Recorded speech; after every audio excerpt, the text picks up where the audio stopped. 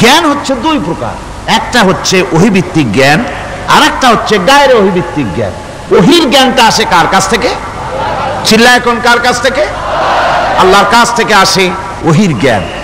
আর মানুষের কাছে যে জ্ঞানটা আছে এটা হলো তার মন মস্তিষ্ক প্রসূত জ্ঞান। আমাদের কাছে যত জ্ঞান আছে এই জ্ঞানটাকে আল্লাহ পাক বলেছেন ওয়ামা উতীতুম মিনাল ইলমি ইল্লা কালিলা, তোমাদেরকে খুব সামান্যতম জ্ঞান দেওয়া হয়েছে, খুবই সামান্যতম জ্ঞান তোমাদেরকে দেওয়া হয়েছে। আচ্ছা আপনারা বলুন, একটা ছোট্ট পাখি আটলান্টিক মহাসাগরের ভেতরে তার ঠোঁটটাকে ডুবিয়ে তারপরে সে যদি ঠোঁটটা তোলে তাহলে আটলান্টিকের পানি কমবে কতখানি? হ্যাঁ, অনেক কমে যাবে নাকি? আটলান্টিক টের পাবে যে কারো একটা ঠোঁট ঢুকছিল এর মধ্যে? টেরও পাবে না। আটলান্টিক মহাসাগরের ভিতরে পাখি তার চঞ্চুটা ঢুকিয়ে দিয়ে যতটুকু পানি উঠাতে সক্ষম হয় না। ওহীর জ্ঞান বাদ দিয়ে গোটা পৃথিবীতে মানুষের যত জ্ঞান আছে, মানব সৃষ্টির প্রথম দিন থেকে নিয়ে আজ পর্যন্ত, এখান থেকে নিয়ে কিয়ামত পর্যন্ত যত জ্ঞান এসছে এবং যত জ্ঞান হবে মানুষের, সমস্ত জ্ঞান এক জায়গায় করলে আল্লাহ সুবহানাহু ওয়া তাআলার অনন্ত অসীম জ্ঞানের মহাসমুদ্রের ভেতর থেকে পাখি যেমন আটলান্টিক থেকে যতটুকু পানি উঠাতে পেরেছে, বিশ্বের মানুষ আল্লাহর জ্ঞান থেকে অতটুকুনও তুলতে পারে না।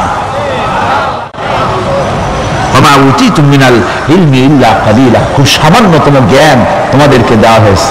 আমি অবাক হই যখন আল্লাহ পাকের কোরআনে কারীমের এই আয়াত যখন স্টাডি করি, যখন পড়াশোনা করি, মুতালা করি, অবাক হয়ে যাই। মানুষকে সামান্যতম জ্ঞান দেওয়া হয়েছে। আল্লাহ বলছেন সামান্যতম জ্ঞান। ওমা উতীতুম মিনাল ইলমি ইল্লা কালিল যদি বলতেন তবু একটা কথা ছিল যে তোমাদেরকে কিছু জ্ঞান দেওয়া হয়েছে, তো কিছু না বলা হচ্ছে ওমা উতীতুম মিনাল ইলমি ইল্লা কালিলা, সামান্যতম খুবই সামান্য জ্ঞান দেওয়া হয়েছে। সেই সামান্য জ্ঞানের ঠেলায় আমরা কোত্থেকে কোথায় চলে গিয়েছি। গরুর গাড়ি থেকে রকেট পর্যন্ত গিয়েছি, টেলিগ্রামের টরেটক্কা থেকে ফ্যাক্স পর্যন্ত পৌঁছে গেছি। কি সোজা জ্ঞান! এখান থেকে এই মাহফিলের ছবি, নিউজ, ভিউজ এন্ড পিকচার একত্রিত করে ছবি করে আপনি ফ্যাক্সের মেশিনে ঢুকিয়ে দিলেন, কোড নাম্বার টিপে দিলেন, লন্ডন, আমেরিকা, জেদ্দা বিভিন্ন জায়গায় দিয়ে দিলেন। মিনিট লাগবে না, কয়েক সেকেন্ডের ভিতরে এই মাহফিলের পূর্ণ ছবি এবং খবর সে দেশের পত্রিকায় ছাপা হতে পারবে। কি আজীব! অথচ আল্লাহ পাক বলছেন সামান্যতম জ্ঞান। আমি অবাক হই আরো যখন শুনতে পাই পৃথিবীর বিভিন্ন দেশের স্যাটেলাইটগুলি যা ছেড়ে দেওয়া হয়েছে মহাশূন্যে, এই স্যাটেলাইটগুলি ড্রাইভার ছাড়া, কোন রকমের পরিচালক ছাড়া, চালক ছাড়া স্যাটেলাইটগুলি বছরের পর বছর ঘুরছে, পৃথিবীর মাটি থেকে 350-400 মাইল উপরে ঘুরছে। তো ঘুরছেই, দুনিয়া থেকে ছবি, নিউজ ক্যাচ করছে, সিএনএন, তারপরে স্টার টিভি ইত্যাদিতে সেগুলিকে তারা ছুড়ে দিচ্ছে। এভাবে করে যে দেশ থেকে যে দেশের স্যাটেলাইট সে দেশের পারপাস সার্ভ করতেছে। ওই স্যাটেলাইট 350-400 মাইল উপরে মহাশূন্যের ভেতরে তার মেশিনারি কোনো গোলযোগ হলে, যান্ত্রিক গোলযোগ যদি সৃষ্টি হয়, তাহলে ফ্রান্সের মাটিতে বসে, আমেরিকার মাটিতে বসে, ব্রিটেনের মাটিতে বসে বিজ্ঞানীরা কম্পিউটারের মাধ্যমে মনিটরিং করে 400 মাইল উপরের মেশিনকে ভালো করে দিচ্ছে। এরপর আল্লাহ রাব্বুল আলামিন বলছে ওমা উতীতুম মিনাল ইলমি ইল্লা কালিলা, সামান্যতম জ্ঞান দেওয়া হয়েছে। এই যদি হয় সামান্যতম জ্ঞান, তাহলে আল্লাহ সুবহানাহু ওয়া তাআলার জ্ঞান কত কত বেশি। আল্লাহু আকবার! কত বড় জ্ঞানের মালিক সুবহানাল্লাহি ওয়া বিহামদিহি। সেই মহান আল্লাহ পাকের পক্ষ থেকে এসেছে কোরআন। কার পক্ষ থেকে? قد جاءكم من الله نور وكتاب مبين। আল্লাহ রাব্বুল আলামিন বলেন আমি আল্লাহর পক্ষ থেকে তোমাদের জন্য এসেছে আলো, তোমাদের জন্য এসেছে নূর, আর তোমাদেরকে আমি দিয়েছি একখানা কিতাব, স্পষ্ট কিতাব দিয়েছি। নূর দিলাম, আলো দিলাম। সে আলো হলেন জনাবে মুহাম্মদুর রাসূলুল্লাহ সাল্লাল্লাহু আলাইহি ওয়াসাল্লাম। আর আমি যে তোমাদেরকে কিতাব দিয়েছি সেই কিতাবের নাম কোরআনে কারীম।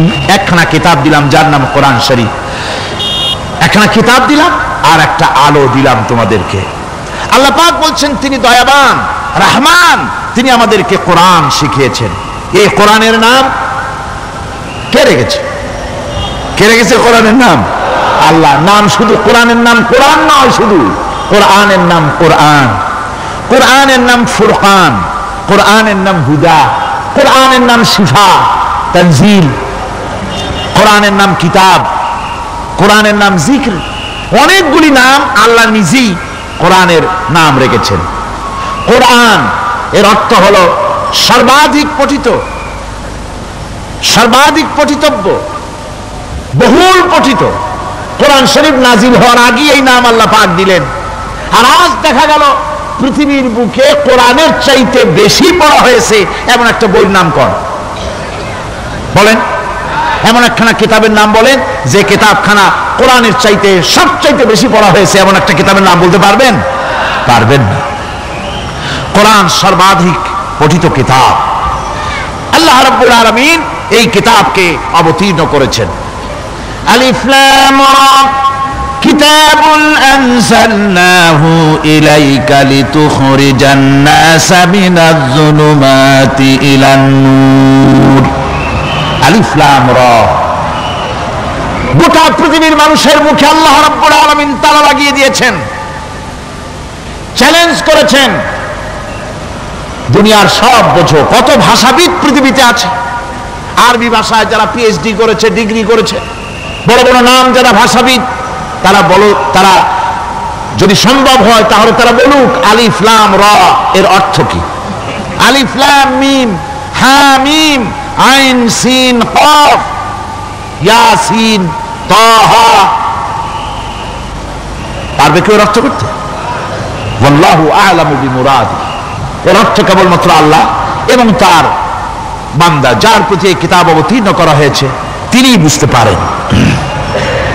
আল্লাহ পাক বলছেন কিতাবুন আনজালনাহু ইলাইকা, আমি আপনার প্রতি একখানা কিতাব অবতীর্ণ করেছি, লিতুখরিজান নাসা মিনাজ যুলুমাতি ইলান নূর, একখানা কিতাব দিয়েছি। সুবহানাল্লাহি ওয়া বিহামদি, এমন একখানা কিতাব দিলাম যেই কিতাবের সম্পূর্ণ কিতাবখানা 30 পারা কোরআন শরীফে কিতাব, যার প্রতিটি সূরা কিতাব, যার প্রতিটি আয়াত কিতাব, যার প্রতিটি শব্দ কিতাব, যার প্রতিটি অক্ষর কিতাব।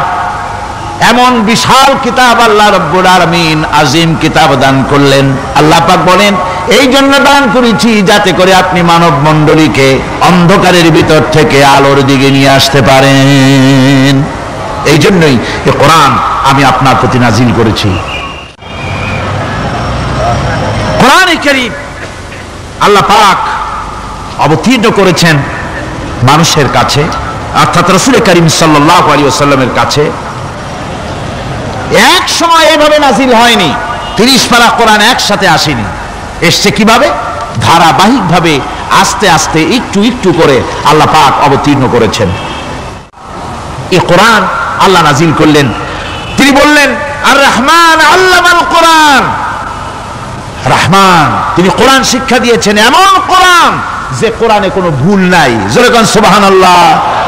দেখেন যত রকমের বই মানুষে লেখে, বাংলা, ইংরেজি, উর্দু, ফার্সি, যত রকমের ভাষায় হোক, যত বই লেখা হয়, বইয়ের ভূমিকায় গ্রন্থকার তিনি লেখেন।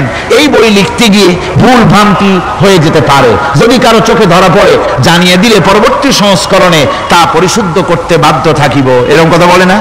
না, এরকম বলে যে আমি একখান বই লিখছি, এ বইয়ের মতো নির্ভুল বই আর কেউ লিখতে পারে নাই। এমন বাপের বেটার পৃথিবীতে জন্মাইছে কেউ? কেউ জন্মিয়েছে? কেউ জন্ম। এবং বইয়ের সূচনায় কোন গ্রন্থকার নিজের প্রশংসা দিয়ে বই শুরু করে না, বই শুরু করে নিজের দুর্বলতা দিয়ে। বই লিখতে গিয়ে ভুল হতে পারে, ছাপার ভুল হতে পারে, আমার ভুল হতে পারে, এটা সবাই লেখে। এই একখানা কিতাব তামাম পৃথিবীর বুকে অদ্বিতীয় কিতাব। এই কিতাবের রচয়িতা, এই গ্রন্থের অথার, এই মহাগ্রন্থের মালিক, তিনি এই গ্রন্থ শুরু করেছেন নিজের প্রশংসা দিয়া। জোরে বলেন সুবহানাল্লাহ। কোরআন কভার খোলা মাত্রই গ্রন্থকারের প্রশংসা শুরু হয়ে গেল, আলহামদুলিল্লাহি রাব্বিল আলামিন। পড়েন সবাই, আলহামদুলিল্লাহি রাব্বিল আলামিন। সমস্ত প্রশংসা, যাবতীয় প্রশংসা ওই আল্লাহ সুবহানাহু ওয়া তাআলার, যিনি तमाम বিশ্বজাহানের যিনি স্রষ্টা। তাল নিব আলা রব। সুতরাং তার প্রশংসা দিয়ে শুরু হলো। বইয়ের অথার যিনি, কিতাবের অথার যিনি, গ্রন্থের মালিক যিনি, তার নিজের প্রশংসা দিয়ে বই শুরু হয়ে গেল। সামনে এগোলেন, এবার কিতাব সম্পর্কে চিন্তা আসতে পারে ভুল টুল আছে নাকি। কিতাব খোলা মাত্রই প্রশংসার পরে দেখতে পাবেন যালিকাল কিতাবু লা রাইবা ফীহি, এই কিতাবের ভিতরে, এই সেই কিতাব যার ভিতরে কোনো ভুল নাই, কোনো সন্দেহের অবকাশ নাই। বিরাট চ্যালেঞ্জ আল্লাহ পাক করেছেন। পৃথিবীতে আল্লাহকে অস্বীকার করেছে এমন বহু পাপিষ্ঠ নরাধম নরপশু মানুষ মানব সমাজে জন্মায়েছে যারা আল্লাহকে অস্বীকার করেছে, আছে না? আছে না? কিন্তু এ কথা কেউ আজও বলেনি যে কোরআন শরীফ মানুষের তৈরি। এ কথা বলে কেউ প্রমাণ দিতে পারেনি, এ কথা বলার সাহসও কেউ রাখে না। তার কারণ কেউ যদি বলে যে কোরআন মানুষের তৈরি, তাহলে তাকে বলা হবে যে তাহলে মানুষের তৈরি যখন, তুমিও তো মানুষ, একখানা তৈরি করো। আজ পর্যন্ত এই চ্যালেঞ্জের মোকাবেলা কেউ করতে পারেনি।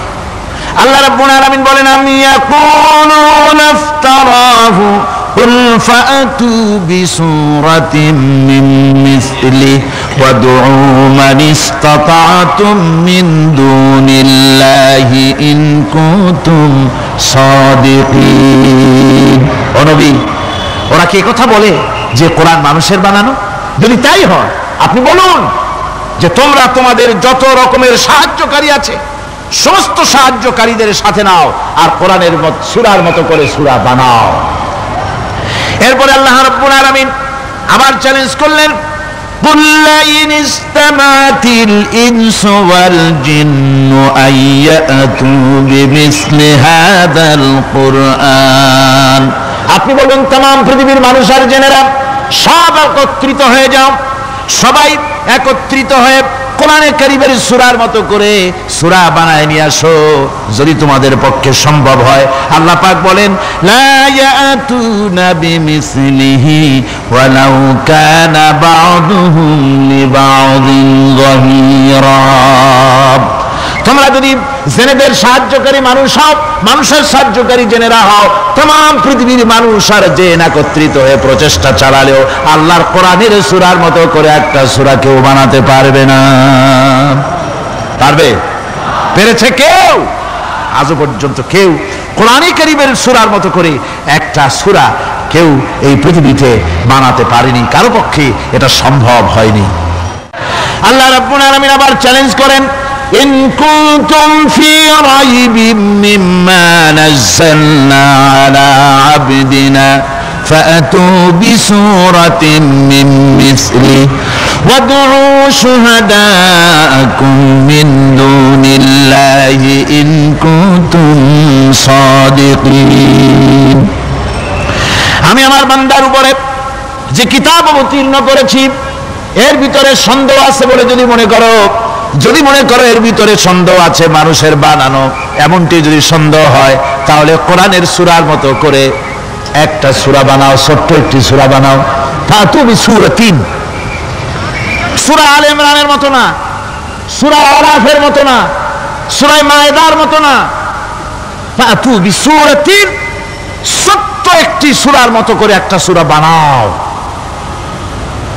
কিয়ামত হয়ে যাবে, মানুষ কোরআনে কারীমের মতো একটি ছোট্ট সূরা বানাইতে পারবে না। সুবহানাল্লাহ পড়ে। আমার ভাইয়েরা, এই কোরআন আল্লাহ রাব্বুল আলামিনের পক্ষ থেকে নাজিল হলো। কোরআন মানুষের চিরটা কাল ধরে, আবহমান কাল ধরে মানুষের মনকে আকৃষ্ট করেছে। কোরআনে কারীমের এর ভাষা, এর লালিত্য, এর মাধুর্য, এর রচনা শৈলী এবং এর গতিময় ছন্দ, এর শব্দ বিন্যাস মানুষকে মুগ্ধ করেছে চিরকাল ধরে।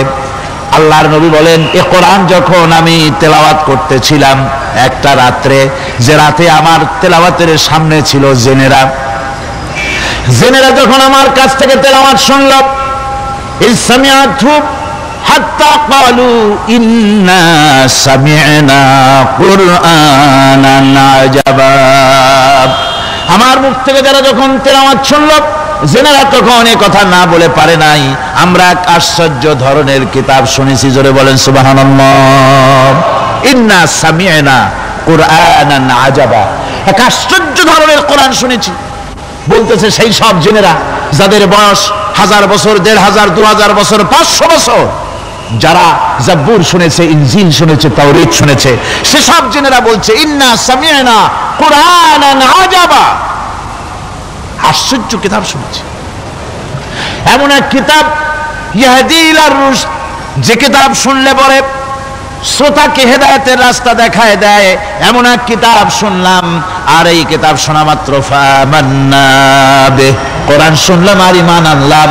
নবীজি বলেন জেনেরা আমার মুখে তেলাওয়াত শুনে পড়ে নিল লা ইলাহা ইল্লাল্লাহু মুহাম্মাদুর রাসূলুল্লাহ। এই কোরআন এমন এক কোরআন, মান ক্বালা বিহি সাদাকা, যে কোরআন শরীফ থেকে যে কথা বলে সেই সত্য কথা বলে। কোরআন থেকে যে কথা বলে সে কি বলে? তার কারণ কোরআন এসেছে কার কাছ থেকে? ওয়া মান আসদাকু মিনাল্লাহি কিলা, আমি আল্লাহর চাইতে সত্যবাদী আর কে হতে পারে? আল্লাহর নবী বলেন কোরআন থেকে যে কথা বলে সেই সত্য কথা বলে। আর ওয়ামান আমিলা বিহি উজরা, এই কোরআন যে আমল করবে তাকে পুরস্কার দেওয়া হবে, সে পুরস্কৃত হবে, দুনিয়ায় পুরস্কার পাবে, আখিরাতেও পুরস্কার পাবে। সুবহানাল্লাহ। ওয়ামান হাকামা বিহি আদালা, আর কোরআন থেকে যে বিচার ফয়সালা করবে সেই কেবলমাত্র সঠিক সুষ্ঠু বিচার কায়েম করবে, সোশ্যাল জাস্টিস সেই করতে পারবে, সুবিচার জাস্টিস কায়েম সেই করতে পারবে। ওয়ামান দা ইলাইহি হুদিয়া ইলা সিরাতিম মুস্তাকিম, আর কোরআন থেকে যে দাওয়াত দেয়, কোরআনের দিকে যে দাওয়াত দেয় সেই কেবলমাত্র সঠিক সহজ সরল রাস্তার দিকে দাওয়াত দেয়। যেই দাওয়াত শুরু হয় পৃথিবীর মাটি থেকে আর শেষ হয় গিয়া জান্নাতুল ফেরদাউসে। আমার ভাইরা, কোরআন এর পরিচয়ের কথা বলতেছিলাম। আল্লাহ পাক কি কোরআন আমাদের শিখালেন, কোন কোরআন আমাদের শিখিয়েছেন, সেই কোরআনের পরিচিতি আপনাদের সামনে আমি তুলে ধরতেছি। আমি নিজে না, এবার কোরআন তার পরিচয় নিজেই দেবে। কেউ যদি কোরআনের কাছে জিজ্ঞাসা করে, কোরআন তুমি কোথা থেকে নাজিল হয়েছ, কে তোমাকে নাজিল করেছে, এই প্রশ্ন যদি কেউ কোরআনের কাছে করে, কোরআন নিজেই তার জবাব দিতে পারে কিনা?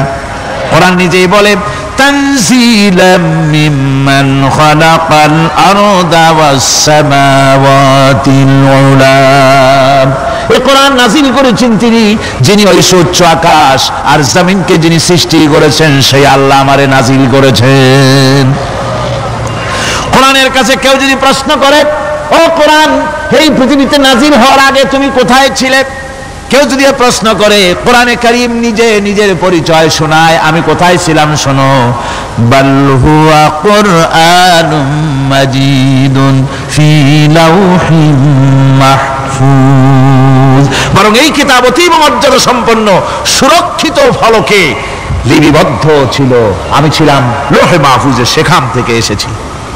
যদি কেউ প্রশ্ন করে কোরআন কি, কোরআন তুমি কার উপরে অবতীর্ণ হয়েছ, জবাব কোরআন নিজেই দেয়, ওয়া আমিনু বিমা নুজিলা আলা মুহাম্মাদ ওয়া হুয়াল হাক্কু মির রাব্বিহিম, ঈমান আনো সেই জিনিসের উপরে যেটা মুহাম্মদ সাল্লাল্লাহু আলাইহি ওয়াসাল্লামের উপর অবতীর্ণ হয়েছে।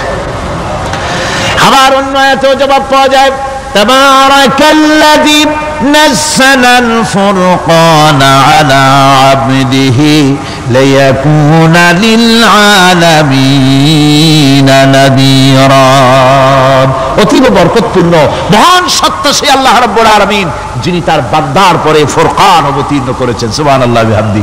কোরআনের নাম আমি বলেছিলাম শুধু কোরআন নয়, অনেক নাম আছে। কোরআনের আরেক নাম ফুরকান, কোরআনের আরেক নাম কি? আল ফারকু বাইনাল হক্কি ওয়াল বাতিল, কোরআন হচ্ছে সেই মহাসত্য যা মিথ্যা এবং সত্যের মধ্যে পার্থক্য সূচিত করে, মঙ্গল এবং অমঙ্গলের মধ্যে পার্থক্য সৃষ্টি করে, যা সত্য এবং মিথ্যার মধ্যে তাফরিকা সৃষ্টি করে, সত্যকে মানুষকে বুঝিয়ে দেয়, তার নাম হচ্ছে ফুরকান। এবার যদি প্রশ্ন করা হয়, ও কোরআন বুঝলাম তুমি লৌহে মাহফুজে ছিলে, বুঝলাম তুমি নবীজির উপরে নাজিল হয়েছো, এবার বলো তুমি কোন মাসে নাজিল হয়েছো? তুমি তো আসছিলা প্রথম কোন মাসে নাজিল হয়েছো? এই প্রশ্ন যদি কেউ করে, কোরআন তার জবাবে বলবে শাহরু রমাদানাল্লাযী উনজিলা ফীহিল কুরআন, রমজানের পবিত্র মাসে আমি অবতীর্ণ হয়েছি। সুবহানাল্লাহ।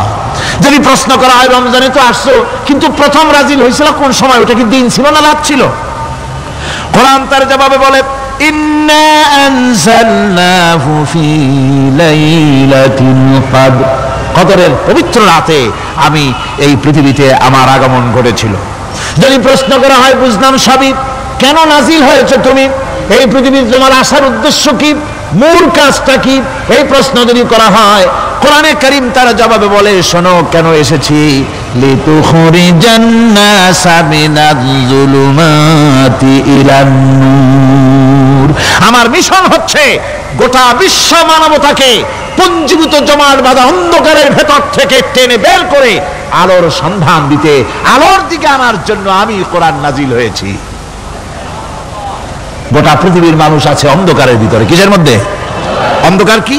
অন্ধকার হচ্ছে পুঁজিবাদ, অন্ধকার সমাজতন্ত্র, অন্ধকার ধর্ম নিরপেক্ষতাবাদ, অন্ধকার জাতীয়তাবাদ, মানুষের তৈরি করা যত মতবাদ সব কি? জোরে কোন সবগুলি কি? অন্ধকার। এই অন্ধকারের ভেতর থেকে মানুষগুলিকে টেনে আনবে কোরআন কিসের দিকে? আলোর দিকে। এবার যদি প্রশ্ন করা হয় বুঝলাম তুমি অন্ধকার থেকে আলোর দিকে নিয়ে আসবে, আলোর দিকে আসলে পরে ফায়দাটা কি হবে? মূল ফায়দাটা বুঝায় দাও, আসল ফায়দা কি হবে তোমারে যদি মানি? কোরআন তার জবাব দেয়, নিজের পরিচয় নিজে তুলে ধরে, ফামান তাবিআ হুদায়া ফালা খাউফুন আলাইহিম ওয়ালা হুম ইয়াহজানুন। এই কোরআনকে যদি মেনে চলো, এই কোরআনের আইন যদি মানো, সমাজে মানো, ব্যক্তিতে মানো, পরিবারে মানে, রাষ্ট্রে মানো, জীবনের সব ক্ষেত্রে সমস্ত জায়গায় যদি এই কোরআনকে মেনে চলো, ফালা খাউফুন আলাইহিম, তাহলে তোমাদের কোনো ভয় থাকবে না, ওয়ালা হুম ইয়াহজানুন, কোনো চিন্তাও থাকবে না। কিসের ভয় থাকবে না?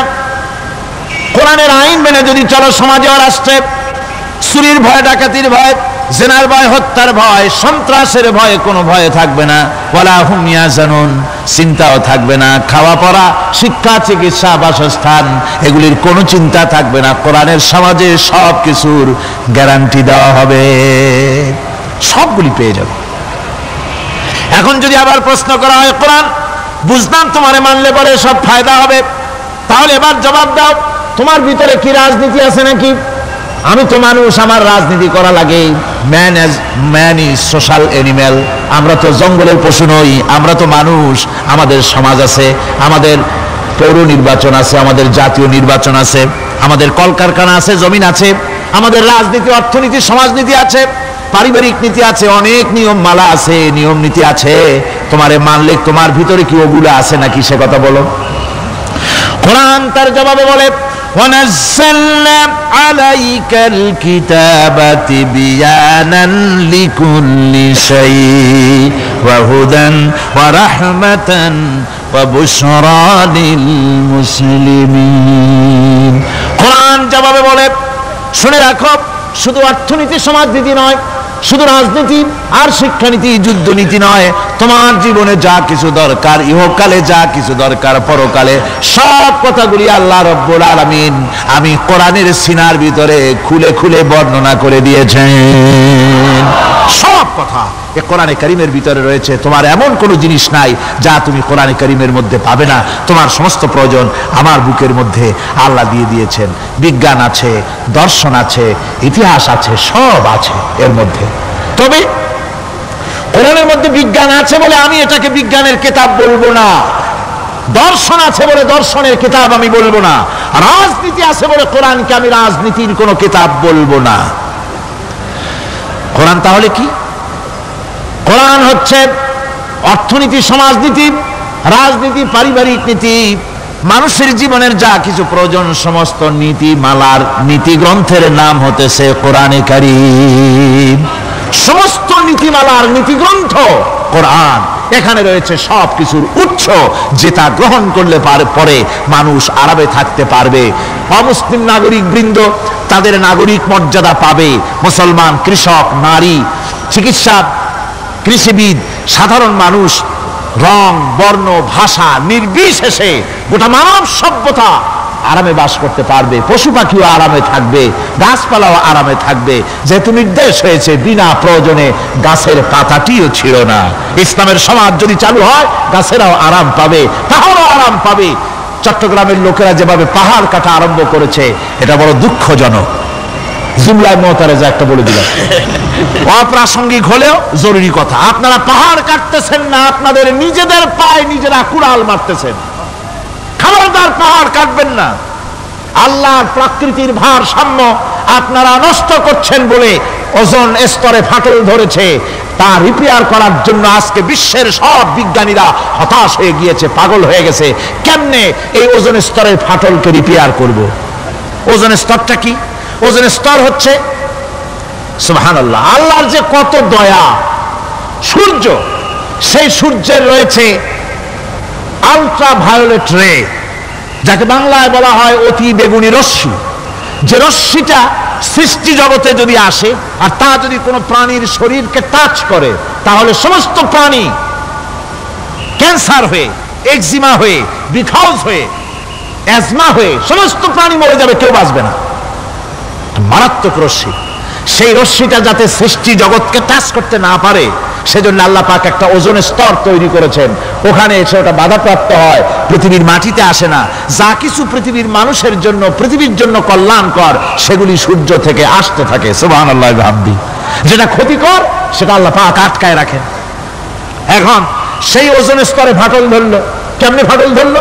ফাটল আপনি আমি ধরাইছি। আপনি বলবেন যেটা কেমন কথা, আমি তো ওইখানে যাই নাই, আমি ফাটল ধরাইলাম কেমনে? ওই যে সেই আপনার প্রাইমারি স্কুলে ভিজিট করতে গিয়েছিলেন ইন্সপেক্টর, তারপরে প্রাইমারি না হাই স্কুল ভিজিট করতে গেছে, যায়া জিজ্ঞেস করছে ছেলেরা কি পড়ছে? বলে ইতিহাস। ঠিক আছে, ইতিহাস থেকেই প্রশ্ন করব। বলতো চীনের প্রাচীর কে ভেঙেছে? ছেলেরা জবাব দিচ্ছে না। তুমি বলো, তুমি বলো। কেউ বলছে না। বেঞ্চের কোনায় যে ছেলেটি, সে বলছে সর্বনাশ। কেউ যখন স্বীকার করে না, এটা তো আমার মাথায় আসবে। সব শেষ ইন্সপেক্টর তাকে বলছে তুমি বলো তো কে ভেঙেছে চীনের প্রাচীর? ভাই স্যার, গ্রামে আমার দুষ্টমির যথেষ্ট বদনাম আছে, কিন্তু চীনের প্রাচীর ভাঙার মতো দুষ্কর্ম আমি করি নাই। ইন্সপেক্টর খুব রেগে গেলেন, মাস্টারের দিকে তাকালেন, এই বুঝি আপনার ইতিহাস পড়ানো? মাস্টার ইন্সপেক্টরের বিরক্তি ভরা মুখ দেখে বলছেন স্যার রাগ করবেন না, এসব ছাত্র তো আমার, ওদের অবস্থা তো আমি জানি। আপনি আসছেন ঢাকা থেকে, আপনি জানবেন কি? আমি হলপ করে বলতে পারি আমার ক্লাসের কোন ছাত্র চীনের প্রাচীর ভাঙে নাই।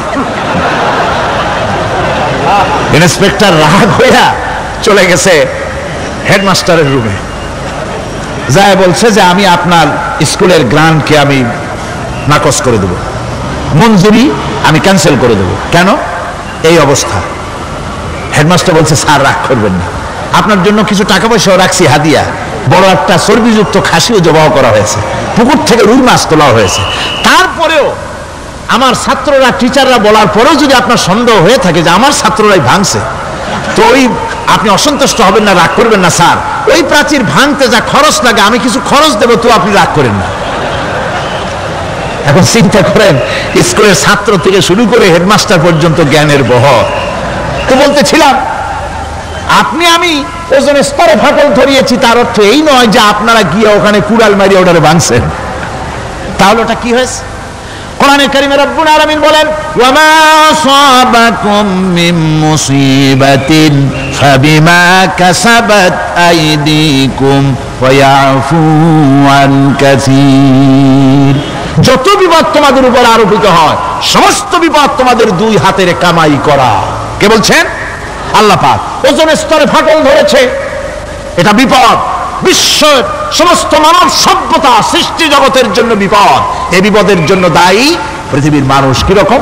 সেটা হচ্ছে গাড়ির পেছন থেকে যে কালো ধোঁয়া বের হয়, কল কারখানার চিমনি থেকে যে কালো ধোঁয়া বের হয়, এই কালো ধোঁয়াগুলি, তারপরে সমস্ত কেমিক্যাল উইপেন, সেগুলি যে টেস্ট করা হয়, তার রিয়াকশন ইত্যাদি, এই কালো ধোঁয়া এবং সমস্ত মারণাস্ত্রগুলি এক্সপেরিমেন্ট করার সমস্ত এই রিয়াকশনগুলি সবগুলি গিয়ে ওই ওজোন স্তরে ফাটল ধরিয়ে দিয়েছে। আস্তে করে পাতলা হয়ে এটা ফেটে গিয়েছে, অতি বেগুনি রশ্মি আসা শুরু করেছে। এটাকে বন্ধ করার জন্য বিজ্ঞানীরা আজ মরিয়া হয়ে গিয়েছে। ইনশাআল্লাহ আল্লাহ পাক তার বিজ্ঞানীদের মানুষের মাথায় বুদ্ধি এনে দিবেন, রিপেয়ারও হয়ে যাবে ইনশাআল্লাহ। সবাই বলেন ইনশাআল্লাহ। তাহলে বললাম কেন এই কথাটা? এই জন্য বললাম যে কোরআনে কারীমের মধ্যে আল্লাহ রাব্বুল আলামিন সব কথা বলে দিয়েছেন, কোনো কথা বাদ রাখেন নাই। পাহাড়গুলি ভেঙে আমরা ক্ষতি করতেছি, গাছগুলি কেটে আমরা ক্ষতি করতেছি, প্রকৃতির ভারসাম্য নষ্ট করে দিচ্ছি, ফলে সমুদ্রের পানি স্ফীত হচ্ছে, ভূমিকম্প বাড়তেছে, ঘূর্ণিঝড় হচ্ছে, টর্নেডো হচ্ছে, পৃথিবী বিধ্বস্ত হয়ে যাচ্ছে, ক্লাইমেটের পরিবর্তন আসছে। আজকে পৌষ মাস, এটা কি মাস? কত তারিখ? দেখেন বাংলা ভাষাকে কত মহব্বত করি। যদি বলি আজকে ডিসেম্বরের কত তারিখ, গড় গড় করে মুখস্থ হয়ে যাবে। বাংলারে খুব ভালোবাসি, মাসটার তারিখ বলতে পারলাম না, দুঃখিত। এই হলো আমাদের ভালোবাসা। আজকে পৌষ মাসের অর্ধেকও শেষ হয়ে যাচ্ছে, অথচ মনে হচ্ছে শীত যেন তার শ্বশুর বাড়ি বেড়াতে গেছে। এই যে অবস্থা, এই অবস্থা শুধু বাংলাদেশে নয়, গোটা পৃথিবীতে ক্লাইমেটের একটা বিরাট পরিবর্তন আসতেছে, একটা বড় রকমের পরিবর্তন আসতেছে। এর কারণ হচ্ছে এই পৃথিবীর মানুষেরা নিজেরাই প্রকৃতির ভারসাম্যকে নষ্ট করে দিয়েছে। এই ভারসাম্য নষ্ট হওয়ার কারণে আবহাওয়ার পরিবর্তন হচ্ছে, সামুদ্রিক জলোচ্ছ্বাস বাড়তেছে, ভূমিকম্প, আগ্নেয়গিরি ইত্যাদি হচ্ছে এবং পৃথিবীর মানুষ বিধ্বস্ত হচ্ছে। বলতেছিলাম এই কোরআনে কারীমের মধ্যে আল্লাহ পাক সব কথা বলে রেখেছেন। যদি জানতাম, বুঝতাম, তাহলে এই অবস্থার সৃষ্টি হতো না। এটা বিজ্ঞানের বই নয়, রাজনীতির বই নয়, সমাজনীতির বই নয়, বরং সমস্ত নীতিমালার উচ্চ জ্ঞানের উচ্চ হচ্ছে আল কোরআন। জ্ঞানের উচ্চ কি? আরো জোরে বলেন, জ্ঞানের উচ্চ কি? আল কোরআন। পবিত্র কোরআনে এমন এমন ঘটনা আল্লাহ পাক বলেছেন যা ষষ্ঠ শতাব্দীর দুনিয়া এ সম্পর্কে কিছুই জানতো না। অবশ্য কিছু কিছু ঘটনা ইহুদিদের কিতাবে অতিরঞ্জিত আকার এবং বিকৃত অবস্থায় এসেছে, কিন্তু কোরআনে কারীম দুনিয়ার মানুষকে আদম সৃষ্টি, নূহের বন্যা, তারপরে মুসা আলাইহিস সালাম ফেরাউনের ঘটনা, ইব্রাহিম আলাইহিস সালামের নমরুদের ঘটনা এবং ইউসুফ আলাইহিস সালামের কাহিনী সবগুলিকে সুন্দর করে কোরআন শরীফ উপস্থাপনা করেছে রাসূলের মাধ্যমে, যা পৃথিবীর ইতিহাসে কেউ জানতো না। সেগুলি আল্লাহ পাক জানাইছেন কিভাবে? কোরআনে কারীম বলছে, তিলকা মিন আম্বাইল গায়বি নূহিহা ইলাইকা মা কুনতা তা'লামুহা আনতা ওয়ালা কওমুকা মিন ক্বাবলি হাযা। এ হলো সব অজ্ঞাত ঘটনা। সমস্ত ঘটনাগুলি আল্লাহ পাক তার হাবিবকে শুনিয়ে বলে দিলেন, সব অজ্ঞাত ঘটনা যা তুমি জানতে না, তোমার কোনো জানা ছিল না, আমি ওহীর মাধ্যমে তোমাকে সব জানাইছি। ইউসুফ আলাইহিস সালামকে যখন তার ভাইয়েরা কুয়ার মধ্যে ফেলে দিতেছিল তখন তুমি উপস্থিত ছিলে না, এই ঘটনা ওহীর মাধ্যমে আমি জানালাম। মুসা আলাইহিস সালামকে যখন ফেরাউন দরিয়ার ভিতরে ফেলে দিল, সেই সময় তুমি সিনাই পর্বতের পাশে দাঁড়িয়ে সব দৃশ্য লক্ষ্য করনি, অথচ আমি ওহীর মাধ্যমে সব তোমাকে খুলে খুলে বলে দিয়েছি। আল্লাহ পাক সমস্ত ঘটনাগুলিকে বলে বলে কোরআন শরীফের মধ্যে সব সাজিয়ে দিলেন, বলে দিলেন। তিনি বললেন, ওয়ামা কুনতা বিজানিবিল গারবি ইয কাদাইনা ইলা মুসাল আমরা ওয়ামা কুনতা মিনাশ শাহিদিন। ফিরআউন যে মুসার সঙ্গে যে ব্যবহারটা করলো, এ সময় সেখানে তুমি উপস্থিত ছিলে না, আমি ওহীর মাধ্যমে তোমাকে তা জানিয়েছি। কাযালিকা নাকুসসু আলাইকা মিন আনবাই মা ক্বাদ সাবাকা ওয়া ক্বাদ আতাইনাকা মিন লাদুন্না যিকরা। আল্লাহ পাক বলেন, এভাবে আমি আপনার কাছে অতীত ঘটনাগুলি ওহীর মাধ্যমে নিখুঁতভাবে আপনার সামনে সব বলে দিয়েছি। আমার ভাইয়েরা, এই বিশ্বলোকে ঊর্ধ্ব লোক সম্পর্কে নিয়ে ভুল তথ্য বর্ণনা আল্লাহ পাক করে দিয়েছেন কোরআনের মাধ্যমে। 1665 খ্রিস্টাব্দে স্যার আইজাক নিউটন তিনি আবিষ্কার করলেন মাধ্যাকর্ষণ শক্তিকে। এই মাধ্যাকর্ষণ শক্তি, ল অফ গ্র্যাভিটেশন, এ সম্পর্কে মানুষের এর থেকে কিছু জানলো, কিন্তু আজ থেকে 1400 বছর আগে আল্লাহ রাব্বুল আলামিন তার উম্মি নবী, যিনি কোনো বিজ্ঞানাগারে লেখাপড়া করেন নাই, কোনো সায়েন্স রিসার্চ করেননি, যিনি কোনো কলেজ ইউনিভার্সিটিতে পড়াশোনা করেননি, তার মাধ্যমে জানিয়েছেন মাধ্যাকর্ষণ শক্তির কথা। কোরআন বলছে, ইন্নাল্লাহা ইউমসিকুস সামাওয়াতি ওয়াল আরদা আন তাজুলা। এই পৃথিবী এবং সমস্ত গ্রহ উপগ্রহকে আল্লাহ পাক বলছেন আমি এমন এক শক্তি দিয়েছি যে শক্তির মাধ্যমে একটা আরেকটাকে আকর্ষণ করে রাখছে। এই পৃথিবীতে মাধ্যাকর্ষণ শক্তি শুধু পৃথিবীর নাই, সূর্যের আছে, মঙ্গলের আছে, নেপচুনের আছে, ইউরেনাসের আছে, বৃহস্পতির আছে। প্রত্যেকটি গ্রহের আলাদা আলাদা মাধ্যাকর্ষণ শক্তি আছে। আর এই শক্তির বলে একটা আরেকটাকে টেনে ধরছে যাতে করে বিচ্ছিন্ন হয়ে না যায়, যাতে করে ধ্বংসপ্রাপ্ত না হয়। এগুলি আল্লাহ পাক এই তথ্যগুলি কোরআনে কারীমের মধ্যে বলেছেন। ফলে মরিস বুকাইলির মতো লোক, যিনি ফরাসি দার্শনিক, তিনি বলেছেন দুনিয়ার সমস্ত বিজ্ঞানীদের থিওরি হচ্ছে এই যে বিজ্ঞানের কোনো থিওরি ফাইনাল নয়। আজ একটা হচ্ছে, কাল সেটাকে পরিবর্তন করে নতুন আরেক থিওরি আসতেছে। কিন্তু কোরআনে কারীমের মধ্যে আমি, কে বলতেছেন এ কথা? না না না, মরিস বুকাইলি বলছেন কোরআন শরীফের ভিতরে আমি যে বিজ্ঞানের তথ্য পেয়েছি, থিওরি পেয়েছি, তার কোনো পরিবর্তন আজও হয় নাই, ভবিষ্যতেও হওয়ার কোনো সম্ভাবনা নাই। মরিস বুকাইলি মনে করেছিলেন বেদ আর বাইবেলে যেমন ভুল আছে, কোরআন শরীফে ওই রকম ভুল আছে, নাউজুবিল্লাহ। সেই জন্য তিনি আরবি শিখলেন কোরআন বোঝার জন্য, ভুল ধরার জন্য। কোরআন শিখলেন কি জন্যে? ভুল ধরার জন্য। আর এমন শেখা শিখছেন, ওই আরবি শিক্ষা মানে আমাদের দেশের লোকদের মতো আনাকুম জানাকুম শেখে নাই, ভালো করেই শিখছে, ভালো করেই মুখস্থ করেছে, তার ভালো করে আরবি শিখেছেন, তারপরে কোরআন শরীফ পড়েছেন, তারপরে তিনি এ কোরআন পড়ে তেলাওয়াত করে বুঝে এরপরে তিনি বই লিখেছেন দি Bible, the Quran and science. এই বইয়ের মধ্যে তিনি পরিষ্কার লিখেছেন কোরআন পড়লাম, এর ভিতরে একটা নকতা দেওয়ার, একটা কলমের ফোঁটা দেওয়ার জায়গা কারণ নাই। কোরআন নিঃসন্দেহে মহান স্রষ্টা আল্লাহ রাব্বুল আলামিনের মানুষের বানানো কিতাব, এটা হতে পারে না। সুতরাং কোরআন শরীফের মধ্যে আল্লাহ পাক সব কথা বলে দিয়েছেন। বিজ্ঞানের সাথে কিন্তু কোরআনের সংঘর্ষ নাই। অনেকে মনে করে যে বিজ্ঞান আর কোরআন এর মধ্যে বিরাট সংঘর্ষ। না, বিরাট সংঘর্ষ নয়, দুই একটা পয়েন্টে সংঘর্ষ থাকতে পারে। অধিকাংশ ব্যাপারই বিজ্ঞান, আমি মনে করি বিজ্ঞানের আবিষ্কার যত বাড়বে, কোরআন বোঝা মানুষের জন্য তত সহজ হবে। এটা আমার ধারণা, এটা আমার ধারণা। বিজ্ঞানের সাথে দুই একটা পয়েন্টের উপরে সংঘর্ষ আছে, যেমন চন্দ্র এবং সূর্য সম্পর্কে, সৌরজগৎ সম্পর্কে Copernicus, Kepler, Galileo, Newton, Einstein মহাশূন্য সম্পর্কে যে সব বক্তব্য রেখেছেন, সেসব বক্তব্যের সাথে কোরআন শরীফের কিছুটা বৈপরীত্য রয়েছে। যেমন কেউ বলেছেন সূর্য ঘোরে, পৃথিবী স্থির, কেউ বলে সূর্যের চতুর্দিকে পৃথিবী ঘোরে, কেউ কয় চন্দ্র ঘোরে, কেউ কয় আমরা কি আর বসে থাকি, আমরাও ঘুরি। কিন্তু আসলে ঘুরেটাকে কে ঘোরে, এ ফয়সালা কে দেবে? কে দিবে বলুন তো? হ্যাঁ, ঠিক বলেছেন, আল্লাহই দিবেন, কারণ এগুলি সৃষ্টি করেছেন কে? এবার শুনুন, এই বিতর্কের মীমাংসা আল্লাহ পাক করছেন কোরআনে কারিমে। বহু আগে গ্যালিলিও, কেপলার, কোপারনিকাস, এদের বলার অনেক আগে বিশ্বনবী জনাবে মুহাম্মদ রাসূলুল্লাহ সাল্লাল্লাহু আলাইহি ওয়াসাল্লাম তিনি বলে দিয়েছেন, আল্লাহর কথা তিনি বলেছেন, লাশ-শামসু ইয়ানবাগী লাহা আন তুদরিকাল কামারা ওয়ালাল লাইলু সাবিকুন নাহার ওয়া কুল্লুন ফি ফালাকিন ইয়াসবাহুন। প্রবল জ্ঞানী হইবে যাহারা, আপন মনেতে বুঝিবে তাহারা, রাত্রি পারে না আগে যাইবার দিনের স্থান করি অধিকার, চন্দ্র বাজে না সূর্যের গায়েতে, সূর্য পারে না চন্দ্রকে ধরিতে, যার যে স্থান বহাল রাখিয়া ভ্রমণ করিছে খোদাকে ডরিয়া।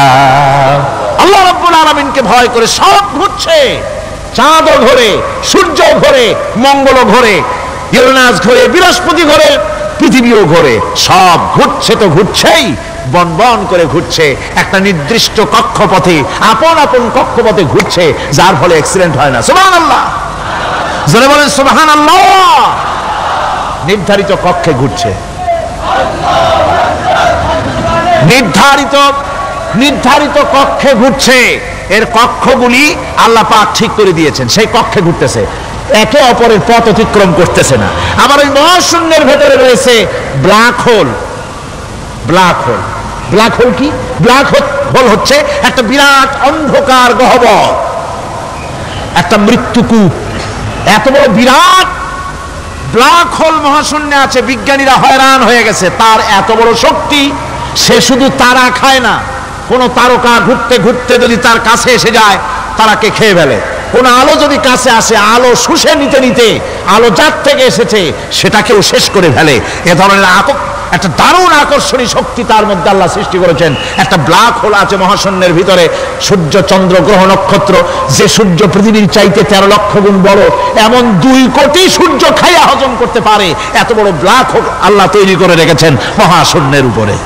রয়েছে মিল্কি ওয়ে, রয়েছে গ্যালাক্সি, অন্তত 10,000 কোটি 10 সহস্র কোটি তারকা দিয়ে সমৃদ্ধ গ্যালাক্সি মিল্কি ওয়ে, যেটা অন্ধকার রাত্রে তারকা সজ্জিত রাতে উত্তর দক্ষিণ দিকে টানা একটা পথের মতো দেখা যায়।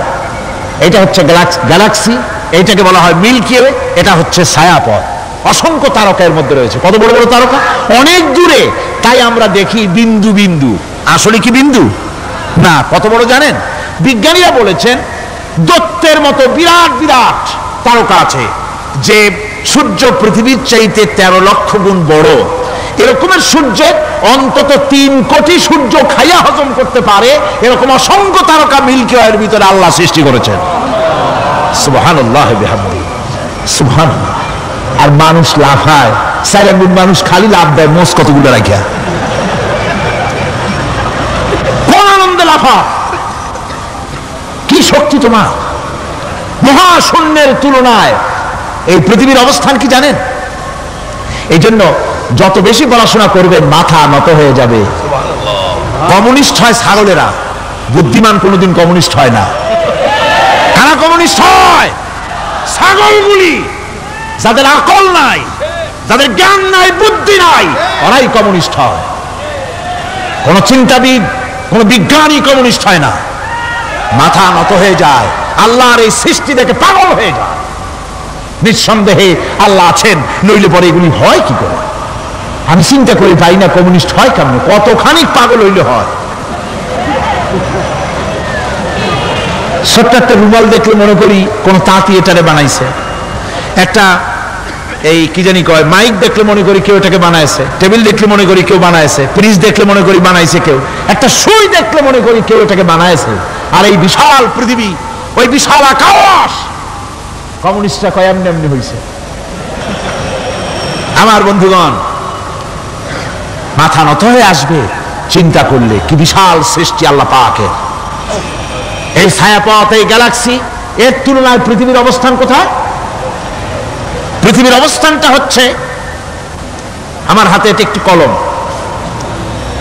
এই কলমটা কাগজের উপরে আমি যদি এই নিপটা রাখি, কাগজের ভিতরে নিপে যতটুকুন জায়গা টাচ করবে, মহাশূন্য গ্যালাক্সি মিল্কি ওয়ে, আল্লাহর ওই মহাশূন্যের তুলনায় পৃথিবীর অবস্থান একটা কলমের নিপে যতটুকুন জায়গা নেয় এর থেকে বেশি নয়। এই যদি হয় পৃথিবী, তাহলে সেই পৃথিবীর মানুষ আপনি, আপনি কতটুকুন? সলিমুদ্দিন বসিরুদ্দিন খালি লাফায়। আমার বন্ধুগণ, লাভ কি? লাভের চোটে বলে হ্যান করেঙ্গে ত্যান করেঙ্গে, লাঠি কে আন্দার মুগুর ভরেঙ্গে। কয়দিন পর শোনা যায় শীতে পড়ছে, কিছু নাই। সুতরাং আল্লাহ পাকের অসীম সৃষ্টি জগৎ, এর সঙ্গে বিজ্ঞানের সংঘর্ষ কম, দুই একটা পয়েন্টে আছে, বাকি সবগুলিতে বিজ্ঞানের আবিষ্কার যত বাড়তেছে, আল্লাহরে চেনা, সৃষ্টি জগৎকে জানা মানুষের জন্য তত সহজ হচ্ছে। আর রহমান আল্লামাল কোরআন, কোরআন শিখিয়েছেন আমাদেরকে রহমান, এমন নিয়ামত দিয়েছেন যার মধ্যে সব আছে।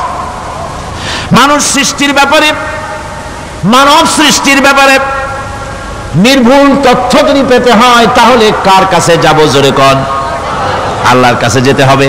আর আল্লাহর কাছে না যাইয়া মানব সৃষ্টির রহস্য যদি জানতে যাই ডারউইনের কাছে, তাহলে আপনার মামু হবে সুন্দরবনের বান্দরেরা, ঠিক কিনা?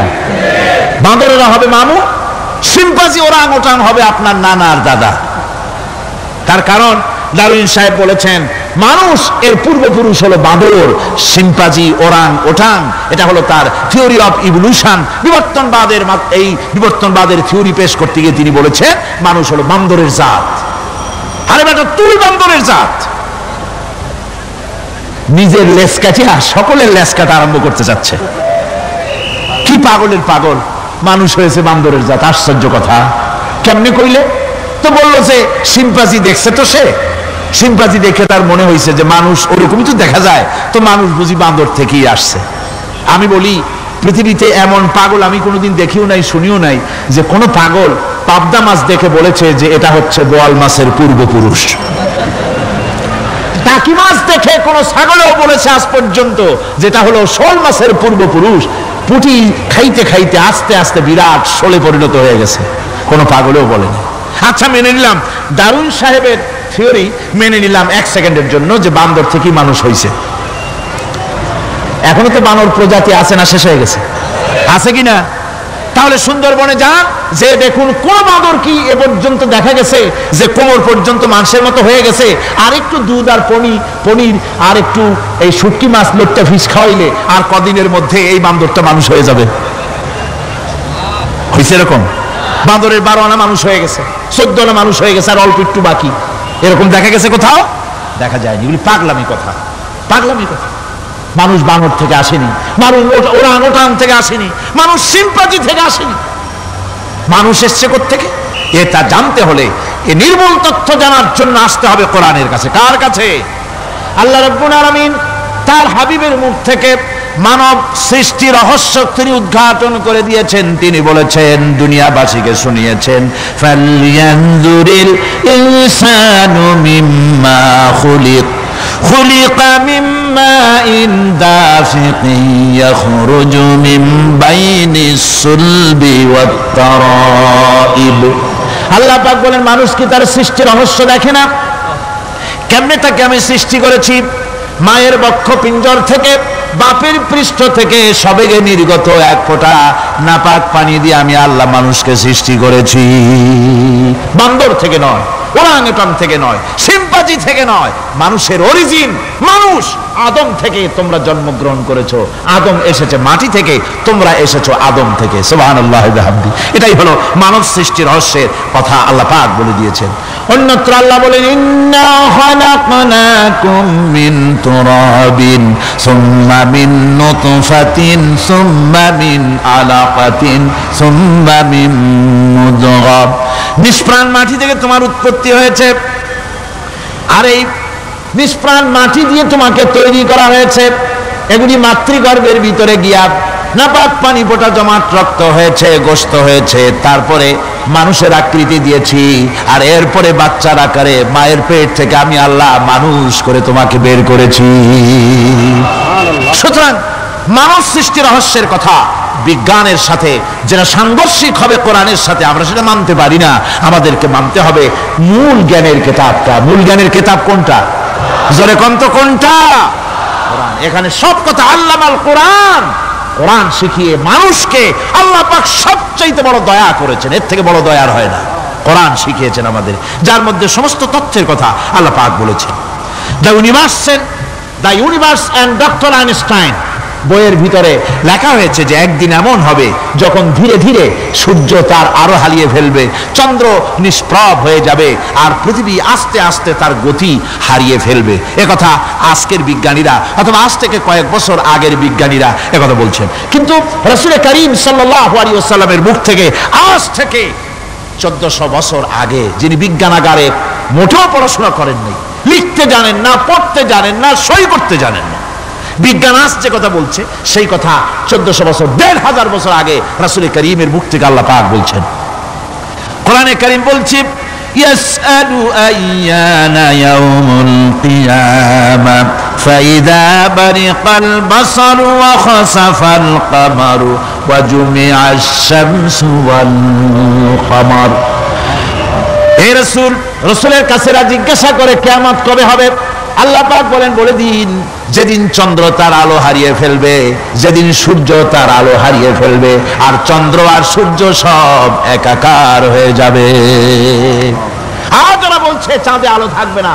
সূর্য আগের থেকে তার উত্তাপ এবং আলো স্তমিত হতেছে এবং হতে হতে এমন এক পর্যায়ে আসবে যখন সূর্য আলো হারিয়ে ফেলবে। বিজ্ঞানীরা গত 4-5 বছর আগে এ বক্তব্য রেখেছেন, কিন্তু 1400 বছর আগে বিজ্ঞানের লালনাগারে লেখাপড়া না করে হুজুরের মুখ থেকে আল্লাহ কথা বলে দিয়েছেন। তাহলে বিজ্ঞানের আসল কিতাব কোনটা? জোরে বলেন কোনটা? আল্লাহ পাক আরো বলেন, ইজা শামসু কুবিরাত ওয়া ইযান নুজুমু কাদারাত ওয়া ইযাল জিবালু সুয়্যিরাত। তারকাগুলি, সূর্যের আলো থাকবে না, নক্ষত্রগুলো স্থানচ্যুত হয়ে যাবে, কক্ষচ্যুত হয়ে যাবে, পাহাড়গুলিকে পরিচালিত করে দেওয়া হবে, কিছুই থাকবে না, সব শেষ হয়ে যাবে। বিজ্ঞানীরা আজ বলতেছে যে সব শেষ হয়ে যাবে, কিছুই থাকবে না, সব শেষ হবে। বিজ্ঞানীরা বলতেছেন, কোরআন অনেক আগে বলেছে, কুল্লু মান আলাইহা ফান ওয়া ইয়াবকা ওয়াজহু রাব্বিকা যুল জালালি ওয়াল ইকরাম। সব শেষ হয়ে যাবে, বিশ্বে যা কিছু আছে সব লয় হবে, ক্ষয় হবে, ধ্বংস হবে, কিচ্ছু থাকবে না, থাকবেন শুধু আল্লাহ সুবহানাহু ওয়া তাআলা। সুবহানাল্লাহি ওয়া বিহামদি। কোরআনে কারীম একথা বহু আগে আমাদেরকে জানিয়ে দিয়েছে। সুতরাং আসল জ্ঞানের কিতাবটাই হচ্ছে কোরআনে কারীম।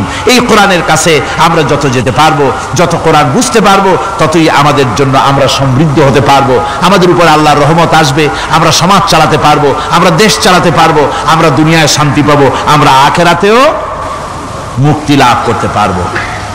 কোরআনে কারীম সমস্ত বিজ্ঞানের উৎস, দর্শনের উৎস।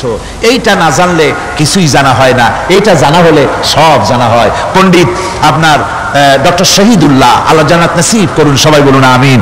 তিনি বলতেন, বড় বড় সেমিনারে গিয়ে বলতেন তিনি, যে আপনারা যারা বক্তব্য রাখতে এসেছেন, জনগণকে বলছি না, যারা বক্তব্য রাখতে এসেছেন, এমএ পাস করেছেন, ডিগ্রি করেছেন, পিএইচডি করেছেন, এভারসিএস করেছেন, বহু কিছু ডিগ্রি আপনারা লাভ করেছেন, নামের আগে 6 হাত লম্বা ডিগ্রি আপনারা লাগাইছেন, আপনারা পণ্ডিত ঠিকই, কিন্তু এই কোরআন শরীফের জ্ঞান যদি আপনাদের না থাকে, আপনারা পণ্ডিত, তবে আপনারা মূর্খ পণ্ডিত। কি পণ্ডিত? কি পণ্ডিত? মূর্খ পণ্ডিত। ওরা বলে যে মৌলবীরা জানে কি, মৌলবীরা জানে কি? আরে ভাই, মৌলবীদের কাছে তো আসল জ্ঞান আছে। সুবহানাল্লাহি ওয়া বিহামদিহি। এখানে সবটা আছে। আপনারা এখানে আসেন, এটা বিশ্বাস করলে আপনি সবটা পেয়ে যাবেন। কোরআন বিশ্বাস করতে পারলে, কোরআন জানতে পারলে আপনি সব জানবেন। কোরআনে কারীমের মধ্যে আল্লাহ পাক কত কথা বলেছেন। এর মধ্যে আছে, আল্লাহ পাক বলেছেন, আফালা ইয়ানজুরুনা ইলাল ইবিলি কাইফা খুলিকাত। এই যে আমি উটগুলোরে বানাইছি, কেমনে বানাইলাম তোমরা কি দেখছো? উট কেমনে বানিয়েছি? মুফাসসিরিনে কেরাম এর উপরে অনেক আলোচনা করেছেন। তারা বলেছেন যে উট মরুভূমির জাহাজ, তারপরে উটের পিঠে একটা চুট আছে, কোন কোন উটের পিঠে 2টা চুট আছে, মাঝখানে বসে একটারে হেলান দিয়ে আর একটা ধরে বসা যায়। আমি দেখছি 2টা চুটওয়ালা উট, আফ্রিকান উট আমি দেখেছি, যে চুট সুবহানাল্লাহ, দেখলে অবাক হয়ে যেতে হয় যে আল্লাহর কি কুদরত। উটের পৃষ্ঠে 2টা চুট, মাঝখানে আপনি বসবেন, পিছনেরটা একটা সোফা সেটের মতো, পিছনে হেলান দিলেন, আর সামনে যখন সে মরাল সম চড়াই উতরাই পথ দিয়ে নামা ওঠা করবে, তখন আপনি যেন পড়ে না যান, সেজন্য সামনেরটা বুকের সাথে জড়ায় ধরবেন।